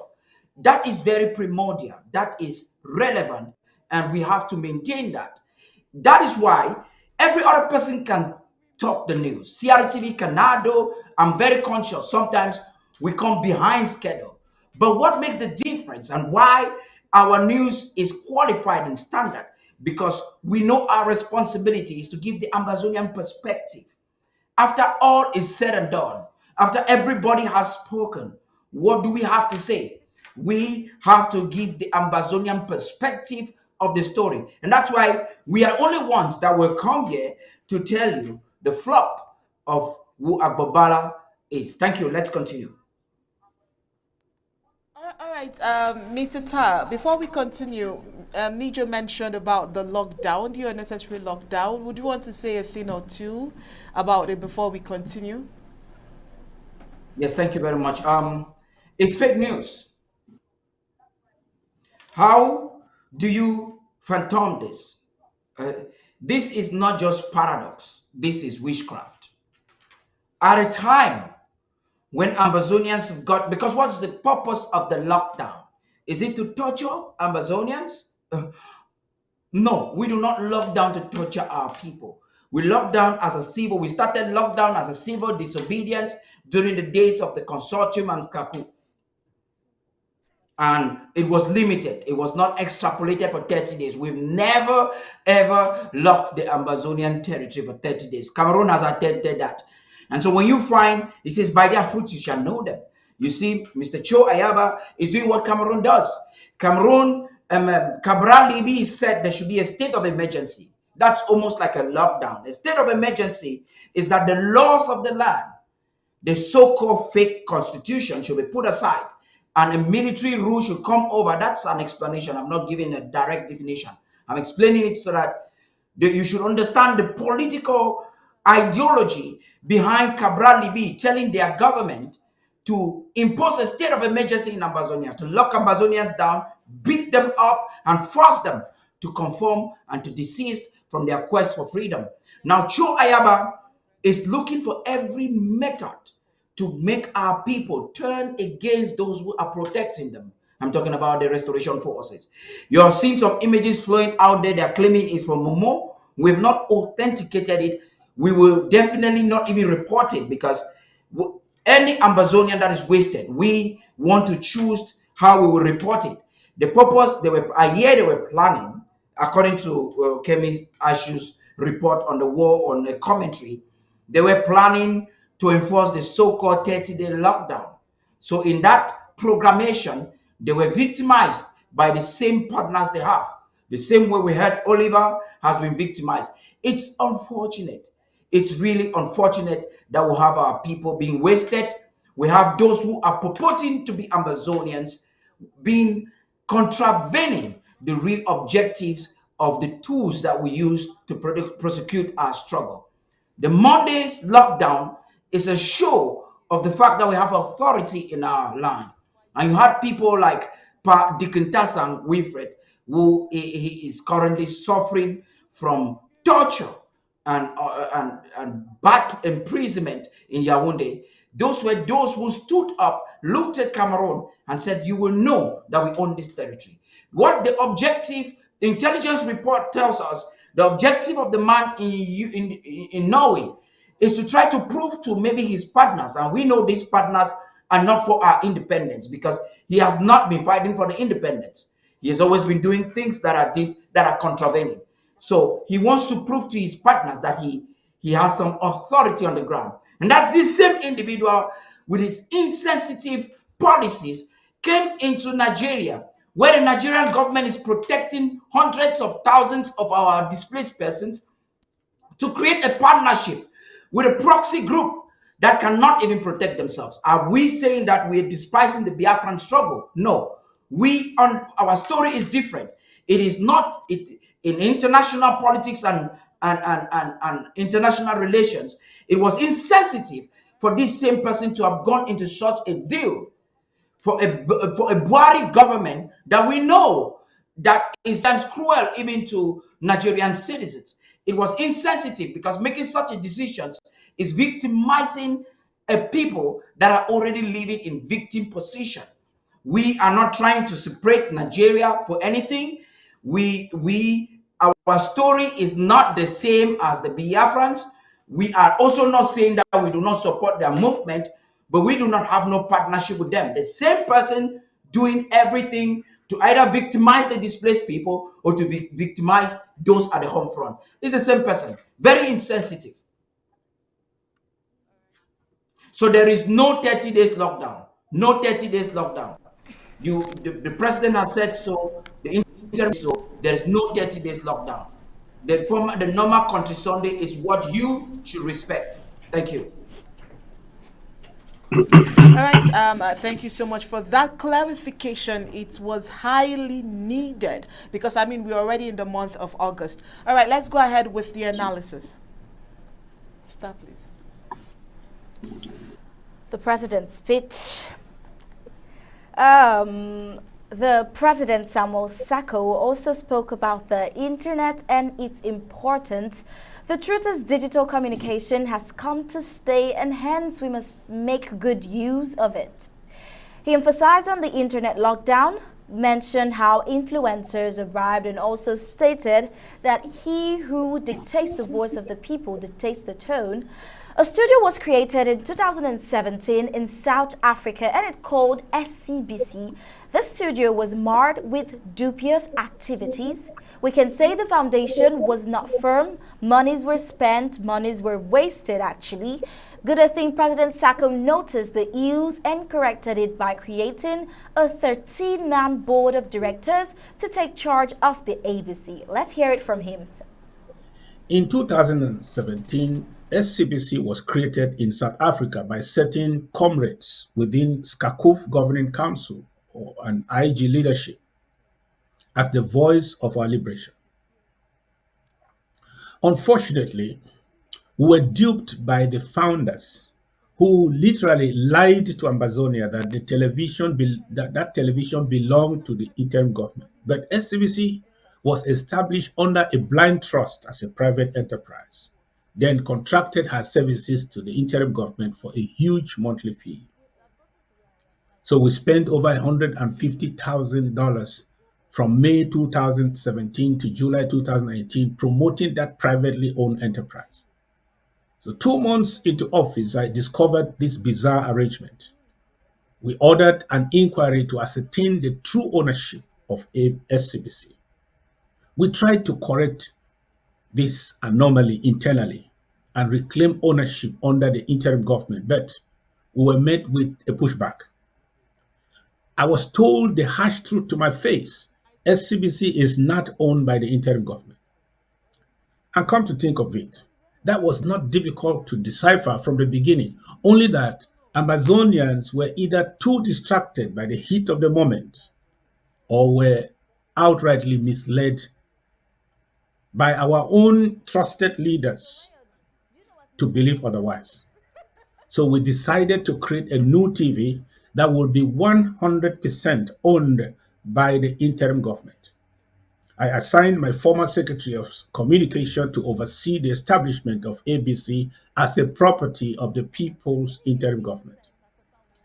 He went to work immediately, but unbeknown to Ambazonians, he established ABC not for the people as expected, but for himself.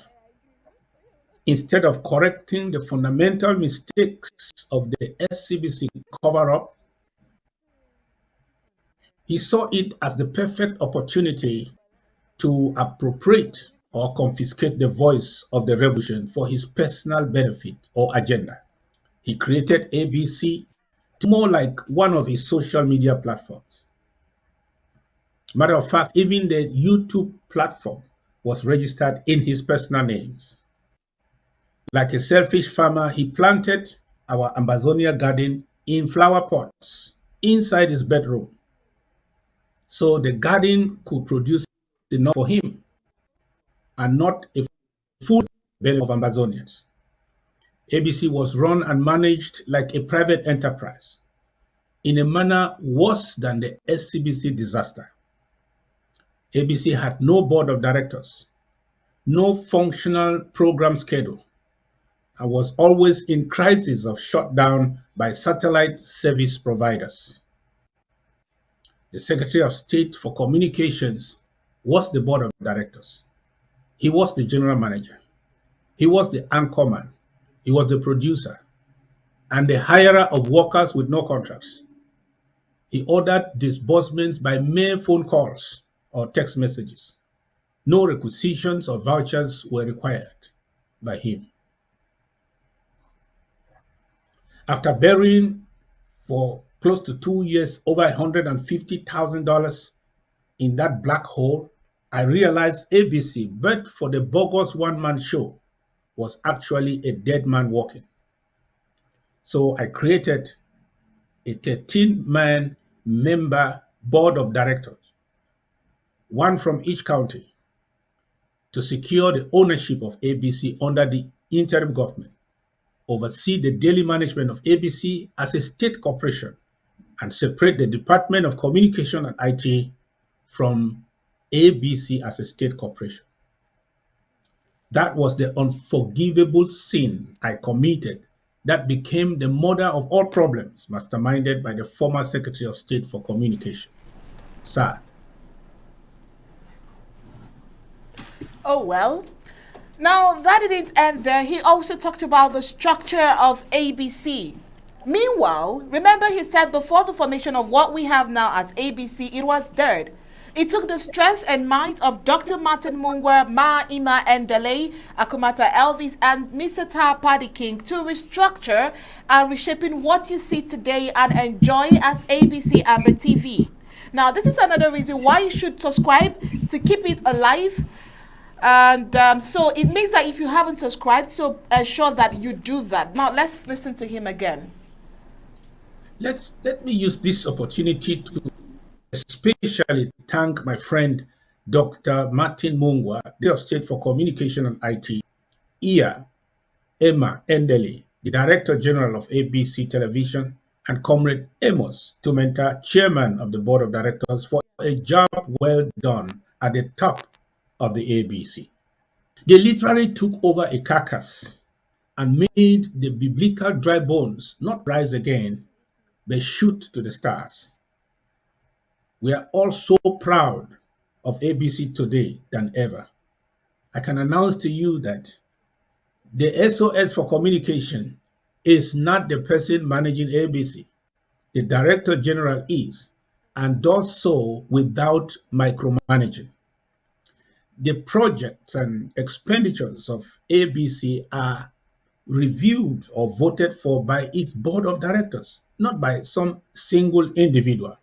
And the playfield has been leveled for all talents and giftings from Ambazonia and beyond to come in and use our platforms to showcase our plight. That's why we now know of Paddy King, Lady Star Smart, Lady Opala, War Child, Marisha, Reverend Commando, Paul Nilom, etc. And instead of rivalry and competition about who is or should be the face of ABC, we now enjoy complementation. ABC television is the mouthpiece of our revolution. It will remain so under the control of the interim government for the sanctity of our revolutionary message, the viability of its structures, and our long-term sustainability. ABC needs your subscription going forward. Viva the Federal Republic of Amazonia, viva the ABC, and God bless our beautiful country. Thank you. All right, thank you so much, Mr. President. Just in case you're watching us, we say thank you for recognizing all the efforts that everyone is putting into the ABC Amber TV. All right, we still have Nijo in the studio, and we have Mr. Tapadi King. Nijo, you want to say something as well? Absolutely. If you can hear me, please just confirm. Yes, we can. Yes, thank you. Thank you, Dionye. It's been a great evening. I mean, listening to a great speaker like our president, I think this is one of the blessings that Ambazonians have, to have a president in the person of Dr. Sako. The wisdom and the person, the package we have, somebody of his caliber is a born ruler. The things he has narrated, the experiences of and the journey of ABC, SCBC, and then the former Secretary of State for Communication, is a sad, sad story. And it's part of those dark corners of this movement where you have individuals, particularly the former Secretary of State for Communication, who clearly evidence shows that the situation that we find ourselves, that Amazonians find ourselves in, is a leverage for them, for him and his likes, to exploit Amazonians for personal gains. And it is sad to sit here and say this, but if you've been in this government and in the Department of Resource Mobilization over the years that I have been, you would know all this, what happens in the background. And when this the Amazonians, the coup plotters, I beg your pardon, when this storm was building, it all started from last year's draft, 2021 draft, when then I was still the Director of Resource Mobilization, and we insisted with the Deputy Secretary for the National Treasury that we would not draft ABC until questions are answered. And these questions we didn't. We needed to see, as the President said in his speech, how is this structure being run? If there is the rule that to collect money from the National Treasury, there are steps and forms and and paperwork to be completed, and so that we can use that to self-criticize our finances and see how we're doing. And so we wanted to be sure what happened to the finances of the draft figures for 2020, and this is how all of this started, before we can draft 2021. And Comrade Ta will remember that as we did this, his former boss, former Secretary of State for Communication, announced severally on this platform that he was going to draft ABC. And of course, he was, as he claims in his own language, he has the final say. He thought that he would do what he did. He would do at any time. And when it came to drafting, we told Amazonians that it was the Department of Resource Mobilization to draft ABC and not an individual. And he had programmed it 3 times, and each time he came up and there was no draft, he did fundraising on the day. And I remember on one of the days, the amount that was reported was $6,000. Wherever that $6,000 had gone, we don't know. But he did this, as I said, severally, and then we could see that there was something not quite right, not only in the Department of Resource Communication AC, but there was a cloud building around when you looked at projects that former secretaries, the former vice president, and the Secretary of State for Defense were dealing with. There was no report, there was no regular reporting, no updates. And then all of a sudden, the scam stories started coming about.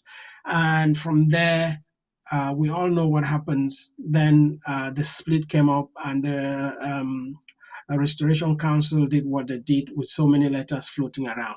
Now, so just to recollect that all of that coup plotting and it's a creation of different structures came because I insisted, and though he was claiming that he had issues with Irene Makombe, I insisted, and I said it on ABC severally and in the cabinet forum, that we would not draft ABC until we are sure what happens to the finances of 2020.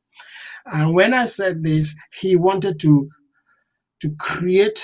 paint my wordings to Ambazonians, to listeners of ABC, that I didn't care whether ABC survived or not. I mean, ABC, as far as his reporting was concerned, as the president said in his speech, was a child always on emergency support, always on life support. Every time, oh, the providers are going to cut the production. And I think, Comrade Padi, correct me if I'm wrong, and on one occasion, I think either a draft session or the president had a certain speech to make that he actually downplayed it, and the president did, that speech wasn't broadcast. Correct me if I'm wrong, but I think either once or twice, because he felt that if he didn't sort of strangle the IG or strangle the president and the treasury, the money that he needed would not be paid out. So he played around, and the president's speech wasn't broadcast. And from that point on, I think the relationship between him and the rest of the IG just went downhill, and what happened. But I think we are blessed to have, as I said earlier, a team that I listed, including all of you wonderful ladies, that I think we should spend time appreciating all of what you're doing and looking for a way forward, that going back to look at what happened. But the president painted the whole picture from ABC and from SCBC, and you guys can see why we're ever so proud to have you. And one of the dead points we had with your former boss as Secretary of State was that we needed this item of news on, and we needed to find out who was going to do it and the contract and how much so we could create a budget. Initially, we had a meeting to look at, because you cannot, as a business, you cannot recruit a staff to come and run it without a budget in place. When the ABC itself paying the bills for the broadcasters, for the producers stations was an issue, the question was, if you then employed somebody and to read the news meant we needed links on home front and somebody in the studio to be reading. These people needed to be paid. Now, for that to start, we needed a budget. And to have a budget, we need to look at the figures to see how much are you at the moment spending, so that we can add the expense to see we're going to move from this amount of money per month to the next amount of money. There are no figures. Do we have any invoices for bills that you've been paying? No invoices. Do we have any, when you collect money from the National Treasury, do you sign any documentation? Do we see how much you have? No document. So it's been very, very difficult. But I tell you what, we learned our lessons, and we're happy to be where we are and the progress we're making. So thank you, ladies, Lady Onye and Star. I think it's been a great evening. I don't want to take too much of your time, but we're so pleased to have you, and you are God sent. And thank you so much. And you can, I wish you got all the good wishes from the Ambazonians who drafted on Saturday, because I can remember so many of them sending good wishes to you ladies. And at one point, I thought one of you was supposed to come in and say something. I can't remember exactly what happened, but thank you guys. We're ever so proud of you. Thank you. Thank you too, Nijo. Thank you so much. Evident that We at the are time they were honored. saying something, it's very evident that at the time Star Smart and Onye were saying something, you were dozing off. Congratulations, you really tried. I know, Nijo, you have been working prior to that evening for like 2 days. I know the work we put at the background to arrive at the results that we did. And I want to seize the opportunity on behalf of the crew to thank you. But before we quench the fire by flattering them too much, let me just hit on some of the things you said, and maybe affirm and confirm some of the things you said. In fact, there was nothing like a structure. Now, one could listen to what the president is saying and may think there is perhaps an exaggeration, but I would say the president was very polite in the way he described the entire scenario. Prior to, you try to call it, I'll call his name. Prior to when Sisiko appointed Amba as Secretary of State for Communication, there was a full structure. There was a structure Milton Taka had. I do not have the same political opinion like Military Taka as far as our struggle is concerned, but he was at least 10 times better than Chris Anna in everything, in administration, in communication. There's a difference when you're shouting and when you're communicating. At least he was much better. Now the Amazonians, you have to know that the communications department is totally different from Amazonia Broadcasting Corporation. And this is Mr. Arnold never wanted to listen to. So he just bundled everything and put in his hand and then narrowed it down to a monologue that perhaps he has to come up once to give it. The structure, in fact, every active person in the communications department disappeared because they became irrelevant. All he knew was his show. Rights to take out, nobody understood it. You had a lot of people trying to define time. Sometimes the government is in a meeting deliberating on policy issues. Mr. Arnold is live on TV saying what pleases him. So he was very encouraged. So like I said, he did a good job for himself, not for the peoples of Amazonia, because he did not build a structure that can be reckoned with. He did not build a TV. He built an anchorman show. Took advantage of the people's emotions. And Lincoln just said, now he is very good at negative spying. He can mobilize the people, and so the people, Anchorman has spoken, and then they give him the 6,000 when he was dry off, and nobody actually understanding the technicalities of what is happening. Now, the evidence of what is happening now is that there is a litigation. I am under oath not to give details of what is happening, but if we are exaggerating, then he should come and disprove us. He has been talking, right? Making a lot of noise. Perhaps he should do the noise in the courts right now, and because it's unfortunate that we would have to go to this extent to correct insensitivity, but we think that building a nation that is built on laws, we have been enslaved in a failed policy and strategy for close to 6 decades, and we cannot be projecting a prosperous Anglo-Saxon nation despising principles. So Amazonia is going to be a nation of law. And the countries where we find ourselves today are countries that are laws. The structures are registered with laws. Just to think of it, ABC Amba TV is a 501c and is supposed to file in taxes. He never filed in taxes for ABC. In the United States of America, that is a felony. That is a crime by law. That can cause imprisonment. That can cause deportation. And you want to ask yourself, let me brush it, and he was a failed manager. In fact, he was a flop in it. Now, to conclude on what the president is trying to say in the structure that we have, just to Amazonians, perhaps to entice you so that you know that you have responsible management. As I speak to you right now, there's a project of the federal government that ABC is the one managing. ABC organized ASSC, sponsored it, and it was a success. And we only gave requisition to the government that you're owing us this and you pay. This is what the press, this is, like you said, like Nijo said, Dr. Sako is a born leader. That is what leadership is all about. As we speak right now, the Secretary of National Treasury is very excited. She was supposed to, because as a policy, the resource mobilization, and they were supposed to do a deduction for our draft. But because of what ABC has done, I don't want to give it because she will be here tomorrow, Thursday, to give the details herself.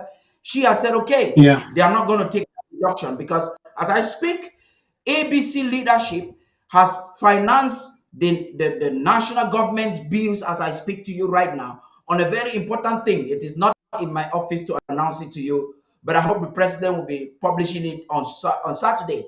ABC Amba TV took the project.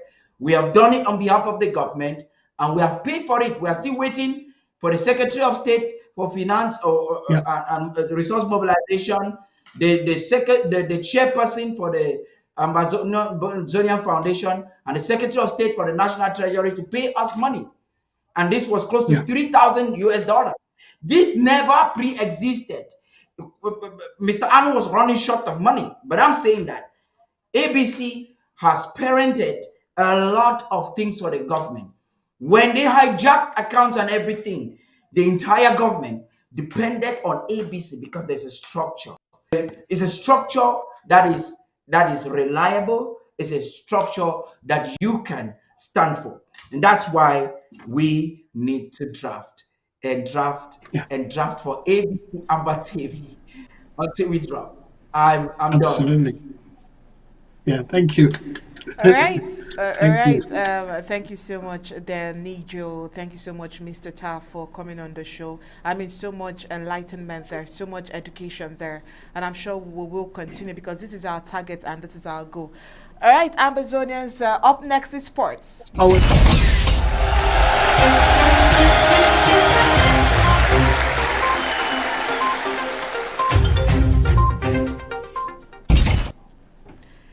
England created history by winning their first major women's tournament in a dramatic Euro 2022 finals against old rivals and 8-time champions Germany at Wembley.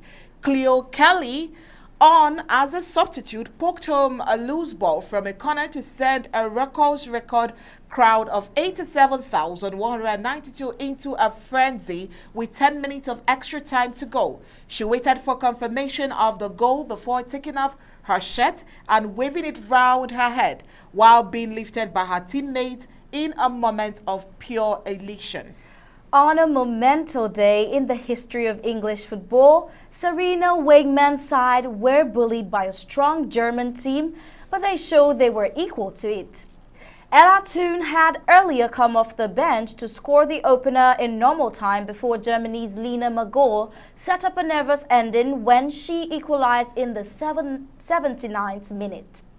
There were scenes of jubilation in the stands and an outpouring of emotions by players on the pitch at full time as the magnitude of their achievements began to sink in. Gabellison has more. Latest world sports. Football.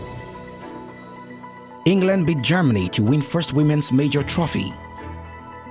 England created history by winning their first major women's tournament in a dramatic Euro 2022 final against old rivals and 8-time champions Germany at Wembley. Chloe Kelly, on as a substitute, poked home a loose ball from a corner to send a raucous record crowd of 87,192 into a frenzy with 10 minutes of extra time to go. She waited for confirmation of the goal before taking off her shirt and waving it around her head while being lifted by her teammates in a moment of pure elation on a monumental day in the history of English football. Sarina Wigman's side was bullied by a strong German team, but they showed they were equal to it. Ella Tone had earlier come off the bench to score the opener in normal time before Germany's Lena Magel set up a nervous ending when she equalized in the 79th minute. There was a sense of jubilation in the stands and an outpouring of emotion by players on the pitch at full time as the magnitude of their achievement began to sink in. The final was advertised as a battle between the competition's two best performing sides, and for large parts they cancelled each other out. But the biggest crowd in the history of a men's or women's Euros was giving their money's worth. Striker Ellen White had missed a few chances in the first half. Lucy Bronze had been denied with a header. Germany's Magel struck wide and England defender Leah Williamson had to scramble a corner off the line before Tone was introduced to break the deadlock. She had given England fans the winning taste before Magel stunned the home crowd. Though it would only delay the celebrations that Kelly, who only returned to football in April after suffering an anterior cruciate ligament ACL injury, gave them. England did what no other nation had done before, beat serial winners Germany in a European Women's Championship final, and the feeling was sweet. It comes 56 years after England's men defeated West Germany in the 1966 World Cup final, the only previous major trophy won by a men's or women's England senior team. The players fell to the ground at full time in tears of joy, in scenes which will be remembered and replayed for years to come on one of the greatest nights in English sport. Formula 1, Hungarian Grand Prix. Max Verstappen extends title lead with win from 10th on grid. Red Bull's Max Verstappen drove an outstanding race to win the Hungarian Grand Prix from 10th on the grid despite a spin costing the lead. Verstappen passed title rival Charles Leclerc twice, raising fresh questions about Ferrari's race operations. Red Bull's speed strategy also vaulted Verstappen ahead of pole sitter George Russell, who lost out on second place to teammates Lewis Hamilton. Carlos Sainz was fourth and Leclerc sixth as Ferrari's season imploded. The result left Verstappen with an 80-point lead over Leclerc with 9 races remaining, an advantage that looks unassailable given Red Bull's steadiness and Ferrari's flakiness. A race gripping from start to finish, featuring divergent strategies and the constant threat of rain on a grey, windy and cool day provided a perfect symbol of the season so far. Verstappen was imperious in moving through the field from his lowly grid position caused by engine problems. Red Bull solid and aggressive on their strategy, and Ferrari uncertain as they converted second and third on the grid to having neither driver on the podium at the finish. Gab Ellison reporting from Daunted, ABC Amba News.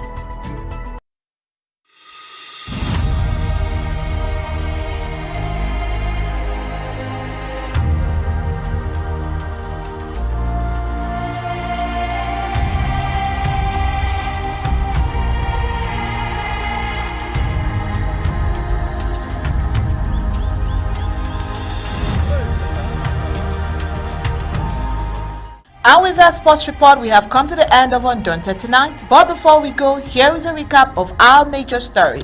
Tonight on Undaunted, we looked closely and analyzed the full speech of President Sako during the ABC Amba TV draft of Saturday, July 30th. Supporters of Frank Biya in Kutaba, West Region of La Republique du Cameroon, has given an authorization to have a public manifestation. On Undaunted tonight, we brought you commentaries and analyses from Ma Irene Ngwa and Ni Jo. Tonight, the President of the Federal Republic of Amazonia, Dr. Samuel Ikome Sako, has given a motion of thanks to fellow compatriots that drafted for ABC Amba TV.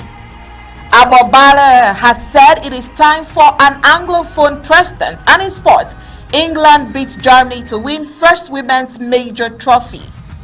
And that was it for tonight on Undaunted, bringing you the news on Untold Stories. On behalf of Michael, Anchor, Stursmat, and the entire Undaunted crew, we say thank you for tuning in. I am Onyi Okbala. We'll leave you with ABC Amba TV images. Good night and God bless you.